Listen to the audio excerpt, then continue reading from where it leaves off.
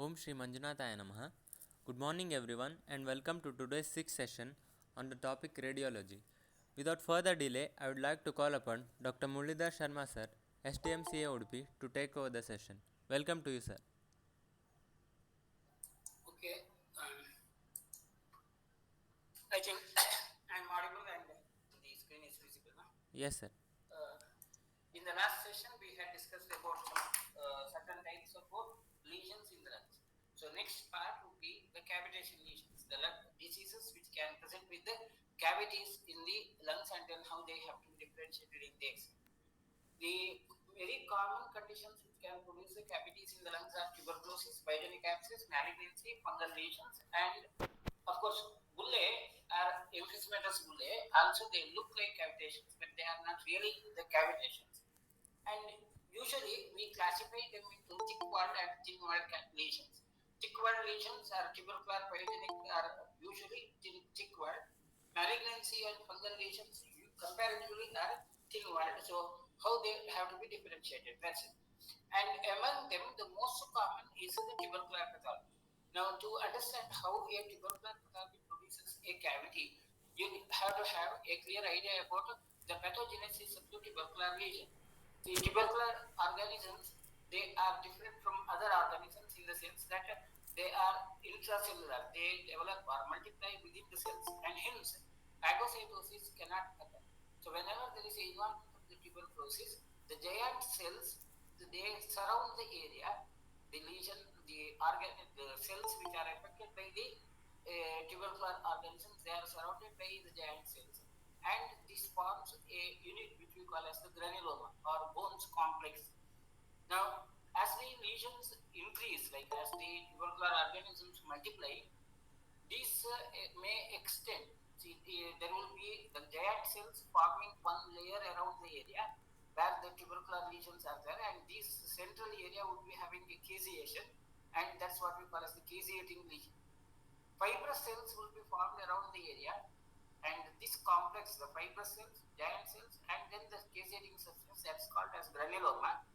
And if the tubercular organisms they are now subsided, like they are controlled, then the whole thing will become fibrous and covered up. If at all it's not controlled, then the organisms will be multiplying.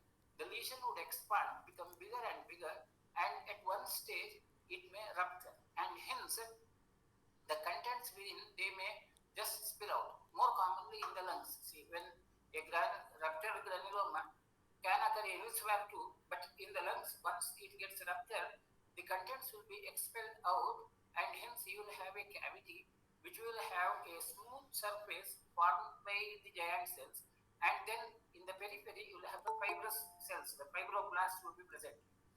And if the fibroblasts are now, if the lesion is expanding, the fibroblasts would be formed in such a way that they try to surround the lesion, and the older fibroblasts would be at the very close to the surface.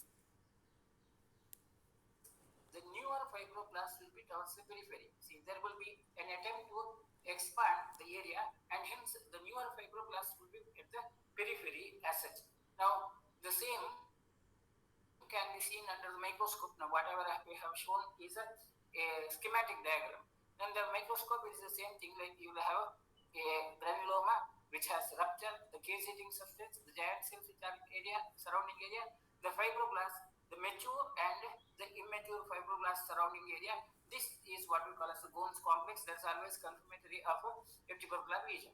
In the gross, when you look at the gross specimen of a tubercular cavity, the same is seen as a smooth surface. Now, this is an important thing from our radiological point of view, identification of the cavity.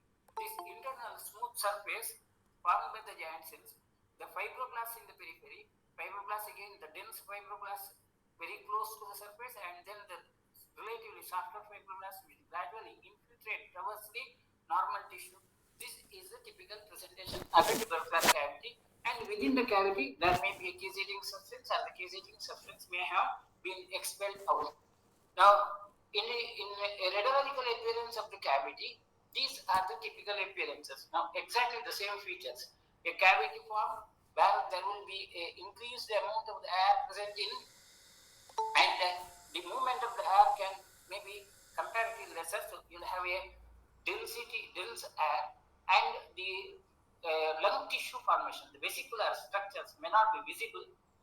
The surface is smooth, the walls are thicker, and around the walls you'll see the fibrous substances infiltrating. That's the typical appearance of a tubercular cavity. Now, in the plain X-ray, you can have more variations. Now, one of the variations would be like whenever they say tubercular lesion, it usually involves the anterior as well as the posterior surface. It's not limited to one surface. So whenever in this X-ray, the plain X-ray, anterior-posterior view, you can make out in the left upper lobe, you find a cavity lesion, and the cavity has a typical smooth surface, and inside there is an air presence over there.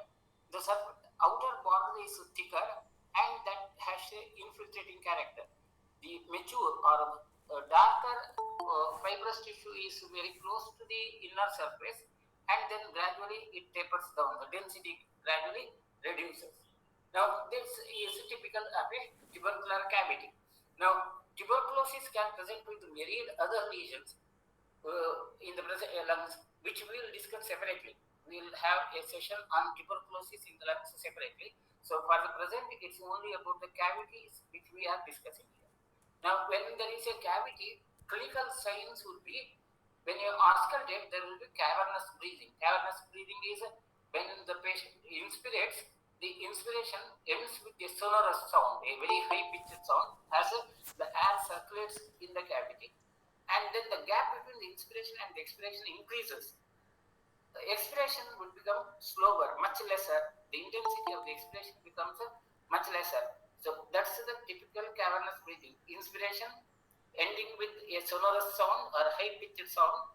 And that high pitched sound is as if something like when you talk into a vessel closed, or when you talk in a closed chamber, there will be echoing. So similar sort of sounds would be added, and this kind of added sound is a clinical sign of any cavity, whether it's a tubercular or otherwise. Along with when there is a clinical sign of tuberculosis like low-grade fever and weight loss and thick sputum, post-toxic crepitations, you may suspect the tuberculosis. That's all the point. And another important is whenever there is a tubercular cavity, it involves both the anterior as well as the posterior. It's not limited to one area of the lung. And hence, when you do a lateral view X-ray, you can make out that there is a lesion which is extending to both the sides. I'll show you examples otherwise, like when it's limited to only one component, how it looks like, and that makes a difference. Now, difference would be in case of tumor pathologies, it need not be involved in both the surfaces, whereas the tubercular lesions, they tend to involve both the surfaces. That's the point. Like, so one of the features of the tubercular cavity. Now, it can present with the varied other presentations too. The cavities can be of different presentations. Now, in this X-ray, what you see is a relatively larger cavity. Instead of that particular circular shape, the shape may have altered. This is due to clubbing of many cavities. One cavity nearby, again adding to another cavity, may produce more and more of variations. And when there is a cavitation, there will be naturally the expansion of the lungs will be lesser. And when the lungs have a lesser expansion, the structures tend to move towards the same side. There could be a slight trachea shift. Now in this X-ray, the trachea is shifted to the same side. So in the left apex area, you find a cavity, and the cavity is not of a perfect round shape, but it's due to accumulation of 2 or 3 such round shapes. That's what we can make out. And the surface within the inner surface is smooth. The outer surface, of course, has that infiltrating nature, and there is a reduction of the lung size, and that also can be a presentation of the tubercular cavity. Now, again, the same example, the tubercular cavity again, where you can see a similar huge cavity with increased density as such, and the shape borders are both the borders on the medial side is thicker, whereas the border on the lateral surface is thinner, which is a feature which you see in case of emphysematous bulla. Now, emphysematous bulla, I will come to that later. A tubercular cavity may also have some similar to the emphysematous bulla, but the one basic difference which between the emphysematous bulla and the tubercular cavities. In the emphysematous bulla, the lung lobe size increases, hence the structures will be pushed to the opposite side, whereas in a tubercular cavity, the structures will be pulled towards the same side. Now in this X-ray, you can see a high density of that shadow in the left apex area, and then of course a huge cavity, smooth surface, and the borders of the medial side are thicker than the border on the lateral side, but still there is a shift of the trachea towards the same side. As the shift of the trachea is towards the same side, we can conclude that it is a tubercular cavity. Moreover, when you take a lateral view X-ray confirms the same phenomenon, that there is an involvement of both anterior and posterior surface. Anterior as well as the posterior surface is involved, and hence we can conclude that it is a tubercular lesion. At the same time, along with that, there is an emphysematous changes too, generalized emphysematous changes. The expansion of the lung is more, and the lung tissue is expanding beyond that diaphragmatic area. We can make out this part. Emphysema we will discuss separately, but this also is a complication of the tuberculosis. Any patient who has a reduced air entry into the lungs, and hence the lung has to put in more effort, can present with the emphysema. And in a tuberculosis, emphysema can be a complication too. But for the present, we will focus more on the tuberculosis and the tubercular cavity. And the features of the tubercular cavity can vary. A large tubercular cavity also can present with a fluid retained in. Now, this is due to the secondary infections happening. So, whenever there is a fluid level, a horizontal fluid level within the cavity, usually we diagnose this as an abscess. Abscess, of course, we'll have some more pictures of the abscess separately. In abscess too, there can be a fluid, but in a tubercular cavity or even in a malignant cavity, any of the cavities, there can be fluid present. So whether that fluid presented cavity is due to tuberculosis or otherwise is made out by the same features: the inner smooth surface, the outer infiltrating borders seen, some areas where there is a calcification, and then the shift of the trachea towards the same side, that may make the diagnosis of tubercular cavity more favorable than that of the abscess. Of course, a secondary abscess also has to be considered as another differential diagnosis in these conditions. The presence of the fluid may not be a constant phenomenon. When you take the X-ray, there could be a fluid, but once the patient coughs out, the fluid may be emptied. So whether that fluid is present or not is a chance factor. So usually what happens is, if you find a fluid level in the X-ray, usually advise the patient to cough out and then repeat the X-ray. The fluid may become emptied and the features of the cavity can be made out better. That also is one of the options which is usually followed. Now, some more of the variations of the tubercular cavity. Again, the same issue. There is not much new to be added on. The only difference will be the features as you look at it. Now, in this X-ray, you find a cavity, and this cavity again has two smaller cavities put together, multiple cavities put together. The importance would be of whenever there are multiple cavities. Later, when we discuss about pathologies, we will come to that part. Multiple cavities in the tumor pathologies, they will have a very distinct border, whereas the tubercular cavities, they tend to coalesce together, merge together. And see, in the CT scan image of the same patient, the cavities, you can make out that a bigger cavity and a smaller cavity together breaking down. And then the other feature is the inner surface is quite smooth, outer surface is thick and irregular, and comparatively, the density of the fibrous tissue around is relatively uniform. You do not find much of that infiltrating feature. Borders are well defined as such.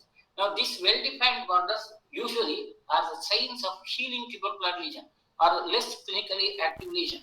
Now, of course, whether a tuberculosis is clinically active or not, it cannot be decided by only one factor. Evidences have to be taken from many multiple views: a clinical picture, radiological image, and so on. Radiological image of a healing tuberculosis is the fibrosis which is formed around the lesion, the density of the fibrous lesions, it tends to become uniform, and once the lesion doesn't expand further, there is no further tissue destruction, there will be no new addition of fibroblasts. So all the fibroblasts will be mature, and hence the borders will be well defined, and there can be even a calcification later. Now in the CT scan, that feature is better made out. You can see the fibroblasts are of the almost of the same density. Very few fibroblasts of relatively younger age that softer shadow are seen. Majority of them are of uniform density. That uniform density suggests of a healing tubercular lesion or less active tubercular lesion. That's how we can make out the tubercular cavities. So that's about the tubercular cavities. More about the tubercular lesions we will discuss separately with the different varieties of the tubercular lesion. The next is about the non-pyemic abscess in the lungs, lung abscess. Now, lung abscess also can produce a cavity as a abscess elsewhere. Now, abscesses can occur in any of the tissues, and you have seen many of those abscesses where we can drain the fluid. Now, whenever there is a pus formation in an abscess, there will be some compartments. The pus will not be in a single cavity. There will be some fibrous bands which form there, and then the inner surface would have a layer of multiple cells, phagocytes as well as the other cells, lymphocytes and all other cells. Along with the new fibroblasts, they will be forming on the inner surface. Now, characteristically, in a case of a pyemic abscess, once the abscess has been drained out, once the fluid has come out, the new fibrous tissues formed will be on the inner surface.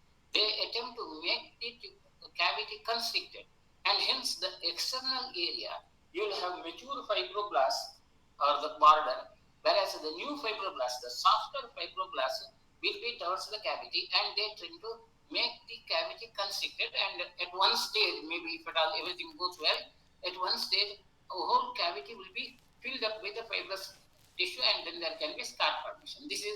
That's the basic difference between a tubercular cavity and an abscess cavity.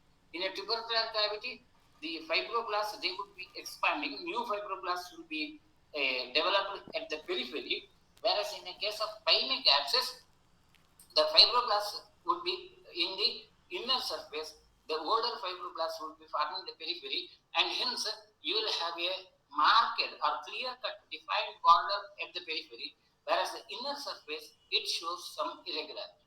So that's the typical appearance of a lung abscess as you see in the gross image. Now in the X-ray too, you will have these same features. Like in this X-ray, you have two varieties of the cavity lesions. One in the left lower lobe, there is a cavity. The shape is irregular. The outer border of the cavity shows a dense fibrous tissue. Inner area, it shows a irregular density. Some soft substances, some irregular substances seen there. You can make out that. This presence is that inner surface features are typical of a pyemic abscess. In the right lower lobe, again you have another cavity. The lower area, there is a fluid level. Presence of fluid level in a pyemic abscess is more common than that of a tubercular cavity. Of course, any cavity would have the fluid, but in case of a pyemic abscess, because the rate of pus formation is more, the liquid exudates, they tend to collect more rapidly. Chances of getting a fluid level in the case of a pyemic abscess are more. But simply because there is a fluid level, you cannot conclude that it is a pyemic abscess. That fact is true. But at the same time, whenever you have the fluid level, along with the other features, the important other features are the cavity, the superior roof of the cavity shows that irregular nature on the inner surface. The outer surface is regular. I think you can make out this feature in the image. And this is typical of a pyemic abscess. More of the pyemic abscess, varieties, changes as such. A pyemic abscess also can have a very thick wall when it becomes chronic. A abscess, when it has become chronic, it may have a very thick wall, but there too you will have the same features. The inner surface is irregular, the outer border is regular and shows that a clear-cut, well-defined border. Now, that makes the difference between a tubercular and a non-tubercular cavity. Same in a CT image, this is a plain X-ray. In the CT image, same features virtually. The only thing is, in a CT image, these features are better visible. You can make out exactly the same features more accurately, more sharp defined than the other way. So that typical inner surface where you have almost you can see two layers, one dense layer and then a relatively thin layer at the cavity, and then the outer border having a very dense fibrous tissue which is almost regular and tend to show a constricting effect. It gradually reduces in size. A biemic abscess cavity in the acute stage may also have septations, that inner area of the cavity. It's just open abscess cavity where you will have multiple septae. So presence of the septations in the cavity also can be made out with the smaller this one. And along with that, there is a larger pus cavity which has partially opened and major amount of the fluid is still remaining. But outer border having a very clear image. This also can be a presentation of the biemic abscess. Clinical signs of the biemic abscess would be of high toxemia feature. Abscesses can be presented at different stages. In the early stage, before the pus has been drained out, it may look like a ground glass opacity with a clear border. There may not be air present in. So at an early stage, and clinical signs will be like that of a typical pneumonia, where the patient would have a high fever, rate of respiration also could be increased, total leukocyte count also would be increased, and initially, before it gets burst open, the patient may have a dry cough even.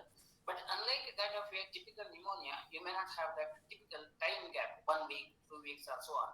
A pus may just open, abscess may open at any time depending upon the type of the organism and the virulence of the organism.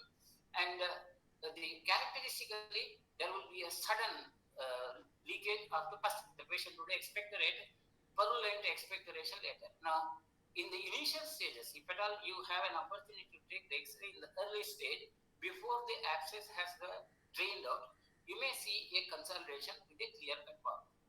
And of course, there will be inflammatory changes around, and in that stage, it needs to be differentiated from a typical pneumonia. In a pneumonia, you will have a lesion which has a border corresponding to an anatomical area, either like interlobar fissure or intersegmental line. And in case of an abscess, when there is a inflammatory pathology around, naturally there will be some sympathetic exudates around the area, and some features of the pneumonitis also may look like to be presented. In this case, you can see the same, the consolidation, which is even in the interlobar fissure line, limited by the interlobar fissure line. But one of the important characteristics, there is a difference in the density of the periphery and that central area.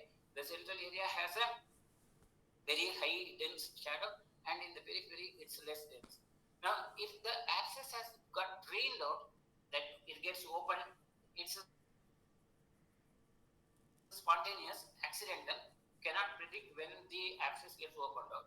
There will be a purulent expectoration, and then the surrounding area, the exudates in the surrounding area, they become lesser. The air enters into the cavity, so you will have a typical presentation of the cavity. At this stage, in the early stage, clinical signs may not suggest of the cavity, but the cavity signs will be seen only in the later stages. And depending upon the duration of the cavity formation, the density of the fibrous tissue can change. If at all you have taken the X-ray immediately after it has burst open, there will be more of debris still present within the cavity, but later in due course of time, the cavity may become emptied, and the characteristic feature of the fibrous tissues can be better made out. So there could be variations in the appearance. Now, another of the similar X-ray where there is a cavity and the inner surface. Now, one of the important is the inner surface shows that irregular nature, typical inner nature. Outer surface having a very clear-cut border, and then there is a fluid level. This is typical of a tubercular cavity. At the same time, in this X-ray, you have another of the lesion in the left lower lobe, which is also a cavitating lesion, but this cavity shows a smooth inner surface and outer peripheral area which is infiltrating. That's suggestive of a tubercular lesion. This kind of a complications can occur. Now, another, in addition to that, there is another of the lesion, a cavitating lesion in the right middle lobe, and there again you have a similar issue, a smooth inner surface, outer infiltrating areas. This kind of a phenomena is quite common. A tubercular lesion may even result in a secondary infection and can present as an abscess. Tuberculosis could be a cause for a secondary infection and abscess formation, or the vice versa. A patient with an abscess may later develop tuberculosis. This also is true. It could be possible. And a patient with poor immunity may have that mixed sorts of the lesions. So, and this X-ray has shown both the lesions. Now, whether tuberculosis is the primary or whether it is the septic focus is the primary, that cannot be made out with the X-ray. It has to be with the clinical history taking. Accurate clinical history taking is necessary. But possibly because there are multiple tubercular lesions and then the tubercular lesions at different stages of the clinical activity. Now, this lesion in the right middle lobe shows a recent phenomena because the fibroblasts are still in the younger age, whereas the lesion in the left lower lobe suggests about a more mature fibroblast. You can make out that difference in the density. The density is more, suggests of a older tubercular lesion. And hence, we may consider this could be a primary tubercular pathology resulting in an abscess in the due course of time. This also is possible. And patient may have very chronic tubercular lesion. Initially, the initial lesion could be in the left lower lobe.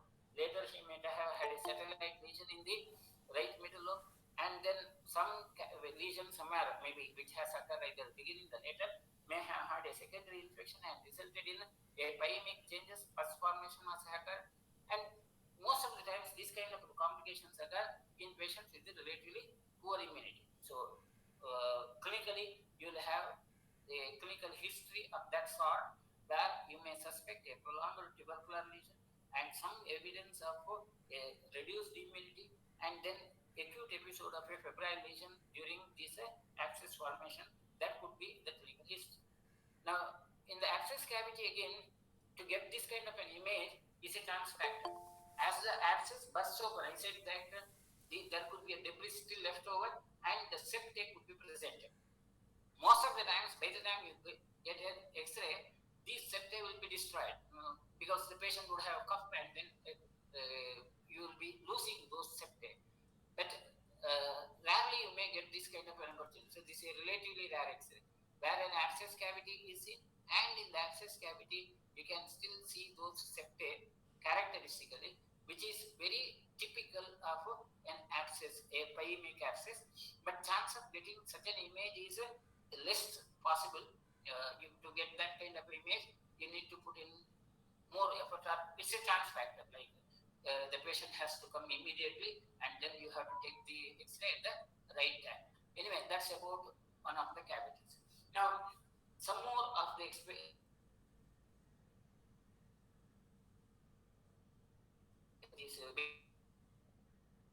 so you can see multiple fluid over here, another small fluid level here, a larger fluid over in the left lower lobe area, one more fluid level in the left middle lobe area. These kind of multiple lesions, and of course you have the cavities of different natures. Now here you have different types of the cavities. The cavity in the right apex area, it's also a cavity. It shows a relatively thin wall, and within the vesicular pattern is still seen, vesicular structures are seen.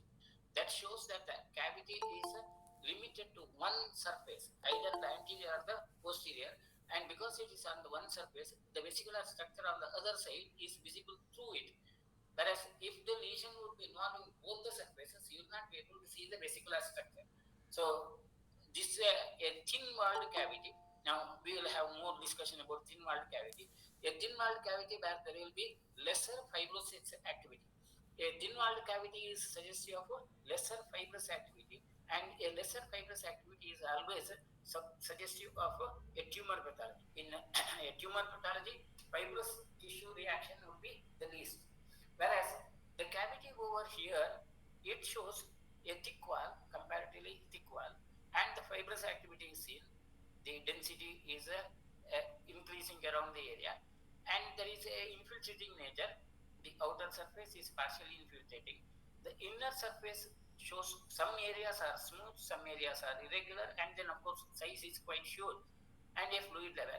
So here again the cavity in the right middle lobe again, it has a similar issue, a very thick cavity, a thick walled cavity, and a fluid level. The inner surface is smooth, and then outer surface is infiltrating. These are suggestive of a tubercular as well as a biomic changes, and then the lesion without fibrosis, lesser fibrosis, and thin walled cavity suggests of a secondaries. And typically, secondaries from the renal carcinoma. I will show you some more examples of that secondaries from the renal carcinoma. Next, the cavities of malignant nature. So you have a typical lesion of a malignant nature. So these are clinically complicated cases. Clinically, you will have a confusing history, and then you need to evaluate that patient thoroughly with maybe more investigations. And probably in this case, the history is the patient had a renal carcinoma, and then there is a secondaries in the lungs, and at the same time, because of the poor immunity, she had developed tuberculosis as well as the biomic changes. So this can occur, also can be a feature, but not necessary that this should be coexisting in every patient. But you may have that kind of a situation where multiple complications can occur, and there the plain X-ray alone may not be enough. Now, an abscess which has been there for a long time, a very chronic abscess, may even result in calcifications. So the cavity part area can become calcified, and hence you will have a cavity, and then over the cavity area you will find a very dense calcifications. Once the cavity has occurred, depending upon the possibility of its size, the abscess cavity may get closed, or it may even remain partially open. But there is, if the infective process is controlled, due course of time, it can result in a calcification. This calcification area, calcified area, forms the border of the cavity. So this is a relatively older cavity. But now it is interesting. This X-ray is interesting because in the one lateral view, you can see the cavity wall, but there is no fluid. In another lateral view, there is a cavity wall that fibrous tissues are seen, and there is a fluid level. As I told you, to find a fluid level is only a chance factor. Whether you get it or not, it's a depending upon a chance factor. So in this patient, when this X-ray was taken, the cavity was empty, and when this image was taken, the cavity was filled with the fluid. So that's about the abscess cavities. The next part is about the malignant cavities. Now, malignant lesions often present as a mass lesions, tumors in the lungs. Now, tumors in the lungs would be having a dense lesion. So we will have a separate session on the different varieties of the tumors and how they are presented separately. But a tumor is rapidly expanding in the central necrosis, the middle can become necrosed, and it sloughs out. And as it sloughs out, you may have a cavity. Now, typical cavity in a case of tumor pathology would be the inner surface of the cavity would be formed by the malignant tissue, which is highly irregular. But there will be not much of a cellular response. The malignant lesions would not have a cellular response, and hence there will be least fibrous activity. The areas, borders of the lesion, they would not be significantly different from the normal lung tissue surrounding the area. There may not be a density. Occasionally, rarely, the tumor tissue itself can become dense and then form a area wall to that cavity, but it's not fibrous tissue. Now, in the gross specimen, you may feel that the tumor tissue and the normal tissue is significantly different. But from radiological point of view, the radiation coefficient of a tumor tissue and normal tissue is not quite huge difference there, and hence they look like almost similar. The density of the tissue would be almost similar, and hence the lesions would be presented in that kind of a feature. But again, the features of this, whether there would be a fibrous tissue or inflammatory reaction or otherwise, it also depends upon the source of primary. Now, among those secondary lesions which occur and then can form the cavities in the lungs, the one common is the metastatic lesions from the breast. A breast carcinoma, when it produces the metastatic lesions in the lungs, it presents with a relatively significant fibrous activity. This is one exception. And there could be even calcifications around the area, and the cavities could be seen. So, a patient with a history of carcinoma of the breast, and when there is a lesion in the lungs, cavitating lesion in the lungs, it will be quite difficult to make out whether it's a tumor pathology or a tubercular lesion. Can be confused. So, in such a situation, if you take either a CT scan or a plain X-ray, you can make out that the lesion is limited to only one surface. Now, in this case, you see the cavity, and in the CT scan, it's seen that the lesion is limited only to the anterior surface, whereas the posterior surface of the lung is normal. So, naturally, the chances of this being a tubercular lesion is lesser, and hence we may suspect that it could be a metastatic lesion, and probably the primary could be in the breast. But to confirm whether the primary is in the breast or not with the X-ray alone is never accurate. Only the thing is you can guess about that. And in addition to that, in the X-ray you can find another nodular lesion, a single density nodular lesion. This nodular lesion is also a characteristic of the multiple secondaries produced from the breast. So more of that nodular lesions we will discuss in the coming sessions as such. Now, again, in this X-ray again, you find a few of the cavities because the cavities are very thin walled in the lower lobe area. You can find cavities as they are very thin walled. It's not easy to make out the presence of these cavities. Whereas in the left lower lobe, you find some increased densities. Now these cavities, this left lower lobe area, virtually you don't see a typical vesicular pattern. Density of the air is more. So with the plain X-ray, you are not able to make out exactly whether there is a tumor pathology or not. But when you do the CT scan gives you a very clear idea about having this kind of the cavities, smooth surface cavities. Are you able to make out that small, in very thin walled cavities? Virtually you don't see the walls as such. And of course, some of them would be the nodules. So this kind of a thin walled cavities, they are characteristic of the malignancies, secondary malignancies. Now again, it cannot be confirmed by X-ray alone whether it's from the ovary or not. But usually, malignancies from the visceral cavity area, they often present with a thin walled cavity as such. Now, secondaries from the multiple myeloma, the bone marrow, these lesions of the bone marrow, and there the characteristic feature would be you will find multiple very small cavities with a huge tissue reaction. It's not fibrous tissue, there is a huge increased density of the tissue reaction around. So, multiple smaller lesions which are patchy and then they become cavity. This is typical of secondaries from myelomas as lymphomas. Other lymphomas, the features would be all nature. There will be total destruction of the lung tissue, and in that destroyed lung tissue, there will be haphazard formation of the cavities. So the primary is when you look at the pathology, or a gross specimen, the lung tissue of this much of the area, both the upper lobe and the middle lobe and the lower lobe, would be involved. There will be increased density, and within that there will be some irregular shaped cavities where you cannot really make out the borders as such. So this kind of a phenomena is a characteristic of the secondaries from any lymphoid tissue tumors. Any leukemias presenting in the secondaries in the lungs also can present in a similar feature. Myeloma, of course, is another of the lesion. Now, as I said, renal carcinoma, that's very one usual phenomena. Renal carcinoma producing the secondaries in the lungs is quite common. See, usually the usual standards are sarcomas, they tend to produce the secondaries in the lungs more frequently than the carcinomas. Among the carcinomas, renal carcinoma is the one which produces the secondaries more frequently in the lungs than the others. Breast comes to the next. So usually the secondaries, metastasis occurring in the lungs would be, you will be suspecting some sarcomas, connective tissue tumors.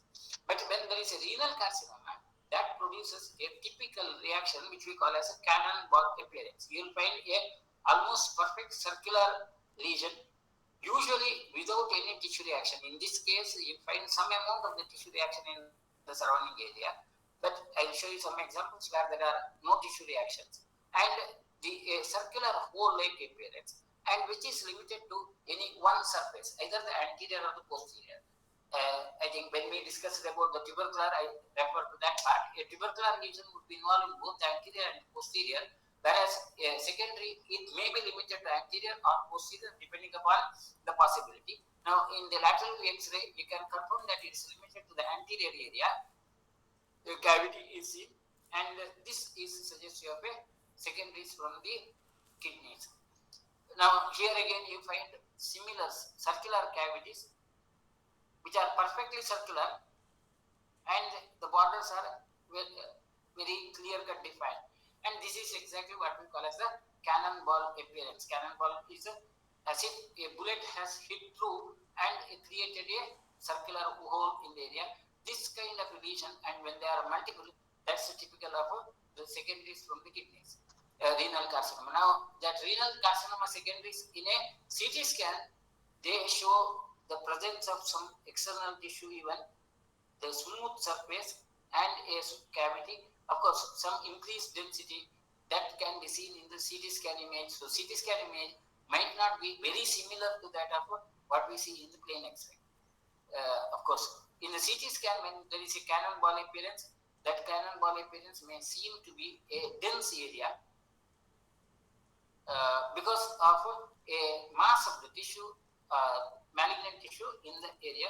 So there could be slight variation. Now, another example of a similar cannonball appearance. Now, this X-ray is of a patient taken in a span of 3 months. So initially, when the X-ray was taken, there is only one lesion in the right apex and left apex, and one lesion in the left lower. After about 3 months, when the X-ray was repeated, you can find multiple such ring-like lesions. These ring-like lesions are very typical of secondaries from the kidney. Now, in this case, you can have a outright diagnosis of a primary in the kidney, resulting in the secondaries as such. That's about one more variety of the cavitating lesion. The next variety of the cavitating lesion would be the fungus balls, fungal lesions. Comparatively, the fungal lesions are less common, and in the fungal lesions also, the fibrous tissue reaction would be comparatively lesser, but the fungus ball, the substance which is present within that lesion, would be having a higher density, and hence it may not be even expectorated out easily. So some residual substances present in the area, and a cavity, ball-like structure, is a very characteristic feature of a fungal infection. Now, in this X-ray, what you see is there is a cavity, and within the cavity there is a increased density, that a small irregular nature of the substance. Shape of the cavity is highly irregular. Comparatively, the fibrous reactions are minimal. It's said that it's minimal. And this is typical of a fungal ball, where that the area within the cavity will not be totally empty. Some slough or some of these external substance still could be persisting in the area. That's the typical of a fungus ball. Now, here again, in this X-ray, you can make out very typical a cavity, and within the cavity, that ball-like substance. Comparatively, incident-wise, fungus balls are less common. You may not see them quite frequently in the clinics, and most of the times the fungus infections would be a consequence of significantly reduced immunity. The last part in the cavity lesions are the emphysematous bullae. Emphysematous bullae, again, emphysema could be of two forms, a generalized emphysema and a bullous emphysema. Generalized emphysema we'll discuss separately later. Now, bullous emphysema is produced due to dilatation of one segment or a part of the lung tissue due to partial obstruction. The whole area may become a balloon-like. And characteristically, because it is a dilated lung structure without much of the fibrous reaction, you will see a cavity-like appearance with no reactions around, and characteristically the medial surface, medial wall of the cavity would be thicker than the lateral wall, a balloon-like structure. That's the typical of a emphysematous bulla. Emphysematous bulla may not produce a typical cavernous breathing. That cavernous breathing signs may not be presented. Instead, it may be presented with a emphysematous breathing. Emphysematous breathing are low inspiration, low intensity inspiration, absence of the gap between the inspiration and the expiration, comparatively high intensity expiration. These are the typical features of emphysematous bulla. Now, this is what you see over here. The cavity, it's not a cavity, but it's a misnomenclature, but resembles that of a cavity, and it's a bulla, dilated area of the lung tissue. Some more of the examples of the same. Now you can see a bulla here. In the CT image, that bulla shows that very clear image, like it's a dilated portion of the lung tissue with very little of the reactions around. In this first image, you can see it's very difficult to make out a bulla in a plain X-ray.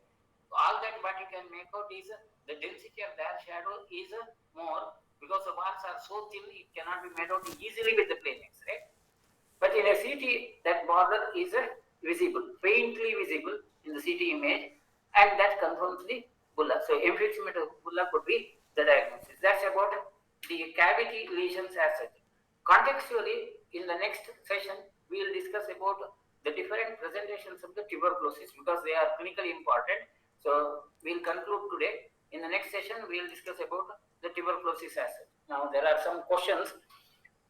One is how to differentiate APTS, pneumonia, abscess, tumor engaged in lymph nodes in chest X-ray.